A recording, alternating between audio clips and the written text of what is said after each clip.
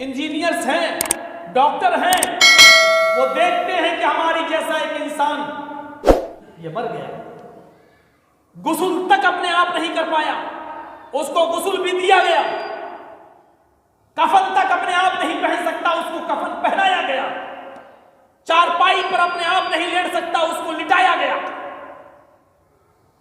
कांधा तक अपने आप नहीं उठा सकता, उसको 4 लोगों ने कांधा देकर उठाया, कब्र में भी अपने आप नहीं लेट सकता, उसको 2 आदमियों ने कब्र में उतरकर नीचे उतारा, मिट्टी भी अपने आप नहीं दे सकता, उसको अहले करिया ने और बस्ती वालों ने मिट्टी दी। सब कुछ कमजोरी अपनी आंखों से देखने के बावजूद आज उसको सलामी देते हैं और उसके सामने झुकते हैं और उससे बेटा और बेटी की दरख्वास्त करते हैं।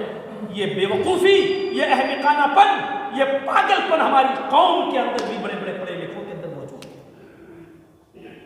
अगर कुल्दानी और चार्ल्स कौम के अंदर भी अगर शिर्क पाया गया तो ये कोई बड़ी बात नहीं, तहजीब याफ्ता कौम थी, लेकिन उसी में एक शख्स निकलता है।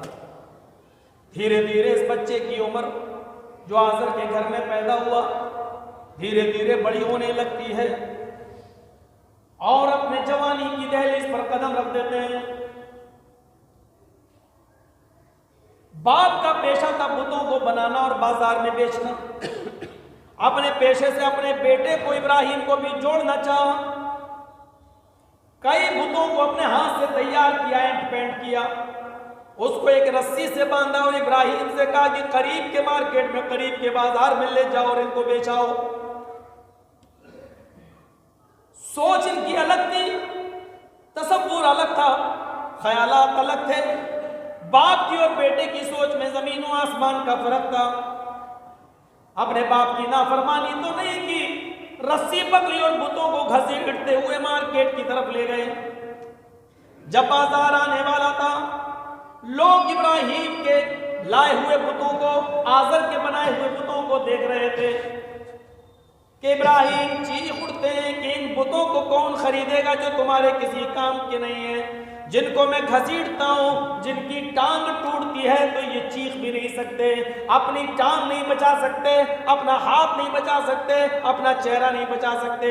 ऐसे अंधे लंगड़े लूले बुतों को कौन खरीदेगा जो अपना दिफा खुद नहीं कर सकते, जो अपने आप चलकर बाजार में नहीं आ सकते, जिनको खींच कर लाना पड़ रहा है, जिनकी पैर हाथ टूट रहे हैं तो ये अपने आप को भी नहीं बचा सकते, तुम्हारी क्या हिफाजत करेंगे। अपने माँ बाप की बात मानकर बाजार में बुतों को बेचना, फरमाबरदारी भी कर दी और बुतों का एक जो तसव्वुर, जो आइडियोलॉजी उनके दिमाग में था, उसको लोगों के सामने पेश किया। थोड़ी देर में शिकायत पहुंचती है। आजर ने इब्राहिम को तलब कर लिया, सख्त सुस्त कहा और सुनाया। थोड़े और बड़े होते हैं मेरे भाई, ये तसव्वुर कीजिए कि बुत खाने में ही घुस जाते हैं। इब्राहिम अलैहिस्सलाम के उस वाक़े को कुरान भी पेश करता है। सारे के सारे बुतों को तोड़ देते हैं। उस दिन ईद का दिन था मुशरिकों का। इब्राहिम अलैहिस्सलाम के बाप आजर ने कहा, इब्राहिम चलो आज ईद का दिन है, चलते हैं। इब्राहिम अलैहिस्सलाम ने फरमाया, इन्नी सकीम, मैं बीमार हूं, मैं नहीं जाऊंगा।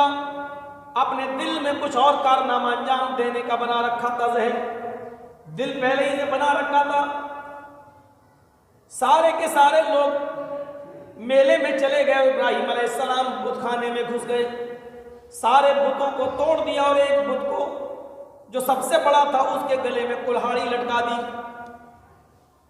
लोग मेले से जब वापस आते हैं, अपने बुतों की दुर्गत देखते हैं, इब्राहिम अलैहिस्सलातु वस्सलाम के ऊपर इशारा जाता सबका, ये किसने किया?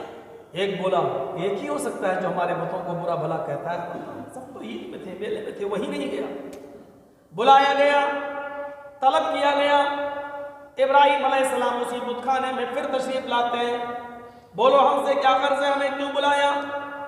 देखो ये हमारे बुत टूटे पड़े हैं, किसी की गर्दन, किसी का हाथ, किसी का पैर।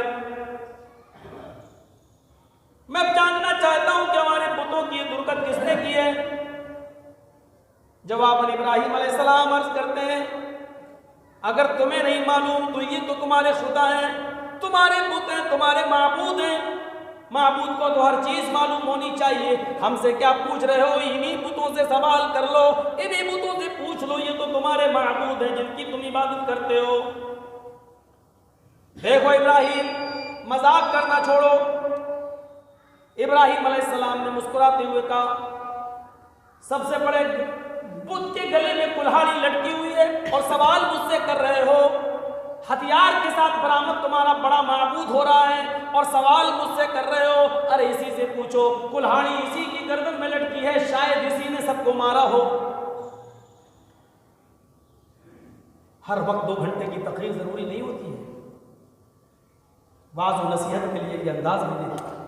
आए इब्राहिम, तुम अच्छी तरीके से जानते हो ये हमारा बड़ा खुदा है, ये नीचे नहीं उतर सकता है, ये अपने आप खा नहीं सकता है, पी नहीं सकता है, उतर नहीं सकता है, तो मार कैसे सकता है? आए इब्राहिम, तुम मजाक कर रहे हो। इसी जवाब का तो इंतजार कर रहे थे हज़रत इब्राहिम। हो, अब तो तुमने सच्चाई बता दी। जो उतर नहीं सकता, जो चल नहीं सकता, जो खा नहीं सकता, वो मारेगा क्या? मेरा सवाल तो ये है कि जो अपना दिफा खुद ना कर सके, जो अपने आप खाना ना खा सके, पानी ना पी सके, उतर ना सके, ऐसे माबूदों की इबादत तुम क्यों करते हो? ऐसे खुदाओं की पूजा तुम क्यों करते हो? इसका मतलब जवाब नहीं है, इन सवालों का जवाब नहीं है। मैं तादाद है तुम्हारी, बाप दादा की उपज तुम्हारे दिमाग से निकल नहीं रही है। इब्राहिम मुजरिम है, इन्होंने हमारे माबूदों को तोड़ा है, चलो आग जलाओ। उस हादसे से भी गुजरते हैं और भी हादसात पेश आते हैं। कई दिनों तक तो इसी विचार में रहे, हम लोगों को दावत और तबलीग तो कर रहे हैं, बुतों की पूजा से तो रोक रहे हैं, लेकिन कोई एक खुदा तो ऐसा होना चाहिए जिसकी इबादत की जाए।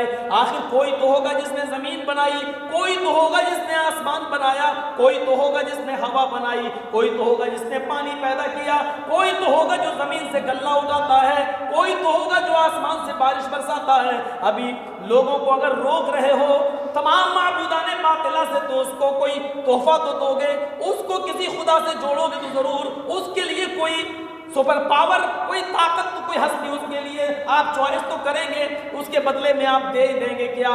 इब्राहिम अलैहिस्सलाम से लोग पूछते हैं, अगर इससे रोकते हो तो हम जाएं तो कहां जाएं?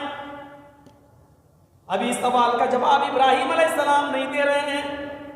अभी सिर्फ माबूदाने बातिल्ला का इनकार कर रहे हैं और इनकी बेबसी और कमजोरी बता रहे हैं कि एक रात में सोए हुए हैं, सितारे को चमकता हुआ देखते हैं, कहते हैं मुझे मेरी मंजिल मिल गई, हाजा रब्बी, यही मेरा रब है। सुबह होने से पहले पहले सितारा गायब हो जाता है, चांद टिमटिमा रहा है, चमक रहा है। सितारे को गायब होते हुए देखा, कहने लगे जो गायब हो जाए वो रब कैसा? चांद पर नजर पड़ती है तो कहते हैं हाजा रब्बी, यही मेरा रब है। कुरान बयान करता है, सुबह होते होते जब चांद भी गायब हो गया और सूरज की टिमटिमाहट को देखा, सूरज की जगमगाहट को देखा और सूरज की जासूस तपिश को देखा और सूरज के हजम को देखा, तो चीख उठे, चांद भी मेरा रब नहीं, सितारे भी मेरे रब नहीं, हाजा रब्बी हाजा अकबर, यही मेरा रब है और यही सबसे बड़ा है। सूरज को रब ही नहीं माना, बल्कि रब अकबर तक कह दिया, यही सबसे बड़ा है। लेकिन शाम को जब सूरज भी गुरूब हो गया, सूरज भी छिप गया, समझ आ गई जो गुरूब हो जाए, सूरज भी चांद भी, इसका मतलब इनको गुरूब करने वाला, इनको निकालने वाला, इसका बनाने वाला भी कोई है। वहीं से चीख उठे मेरा रब, न चांद है, न सूरज, न सितारे, न सैयारे, न ये माबूदा ने बातला, मेरा रब तो वो है, मेरा रब तो वो है जो इन तमाम चीजों का खालिक है। मेरा रब तो वो है जो जिंदगी और मौत का पैदा करने वाला है। मेरा रब तो वो है जो रात और दिन को बनाने वाला है। मेरा रब तो वो है जिसने हमें पैदा किया और कायनात को पैदा किया। और फिर बड़े बड़े मुनाजरे किए। नमरूद ने कहा तुम्हारा रब कौन का? ये वो क्या कहा मेरा रब जिंदा भी करता है, मारता भी है। नमरूद ने कहा यह काम तो मैं भी कर सकता हूं। जिसको फांसी की सजा हो चुकी थी, मौत की कत्ल का, नमरूद ने उसको जेल से निकाला और आजाद कर दिया। देखो एक मरे हुए इंसान को मैंने जिंदा कर दिया और एक जिंदा आदमी को लाया जिसका कोई गुनाह नहीं था, उसको कत्ल कर दिया इब्राहिम के सामने और कहा देखो जिंदगी और मौत का मालिक तो मैं भी हूं, मैं भी मुर्दे को जिंदा और जिंदा को मुर्दा कर सकता। इब्राहिम अलैहिस्सलाम ने मौलवी जर्जीस की तरह 2-2.5 घंटे की तकरीर नहीं की। समझ गए कि ये किस स्टाइल में समझेगा, इसको कौन सी भाषा समझ में आएगी। इस आदमी के ये समझ में नहीं आया मारने जलाने वाला मसला, तो फौरन कह दिया आप एक चीज के मालिक हैं लेकिन दूसरी चीज के नहीं। मेरा रब तो वो है जो हर चीज पर मालिक है, हर चीज पर कुदरत रखता है। तुमने ये काम तो कर लिया, इसके साथ साथ मेरा रब वो है जो सूरज को पूरब से निकालता है और पश्चिम में डुबोता है। अगर तू खुदा है तो पश्चिम से निकाल कर दिखा और पूरब में डुबो कर दिखा। न गाली दी, न हमला किया, न AK-47 चलाई। तुमने मेरे सवाल का जवाब दिया, मैंने ये सवाल कर दिया। है हिम्मत तो चलो करो। वहीं पर भौचक्का रह गया, शजदर रह गया और इब्राहिम अलैहिस्सलाम के कत्ल की प्लानिंग कर। इन तमाम चीजों के बावजूद हक बात का ऐलान करने वाले के सामने बड़ी दुश्वारियां होती हैं। कोई बस्ती अगर किसी का फेवर करने लगे तो समझ लो कि वो आदमी कहीं ना कहीं मिस्टेक जरूर कर रहा है, कहीं ना कहीं गलत है। वो सबको खुश रखना चाहता है, इसलिए गलत को भी सही कहता है। और जिस आदमी का सब फेवर ना करे तो इसका मतलब यह है कि उस आदमी के अंदर ये चीज है कि वो सच को सच कहता है और गलत को गलत कहता है। और तौहीद तो यह है कि खुदा हश्र में कह दे, तौहीद तो यह है कि खुदा हश्र में कह दे ये बंदा दो आलम से खफा मेरे लिए था। तौहीद बाप को खुश रखे, बेटे को खुश रखे, माँ को खुश रखे, भाइयों को खुश रखे, समाज को खुश रखे, मोहल्ले वालों को खुश रखे, शहर वालों को खुश रखे। आप तौहीद पर कायम रहना चाहें नहीं रह सकते। तौहीद तो वो है कि बाप अगर राजी है तो मां नाराज, भाई अगर राजी है तो बहन नाराज। इन्हीं हालात से इब्राहिम अलैहिस्सलाम भी गुजरे। समाज की बात को अपनाते हुए, लोगों का फैसला मानते हुए बाप ने इब्राहिम अलैहिस्सलाम को अपने मुल्क से, अपने शहर से, अपनी बस्ती से बेदखल होने का हुक्म दे दिया। तुम्हें इराक से निकलना होगा। ऐसे अधर्मी को, ऐसे पापी को, ऐसे नास्तिक को जो बाप दादा का दीन न माने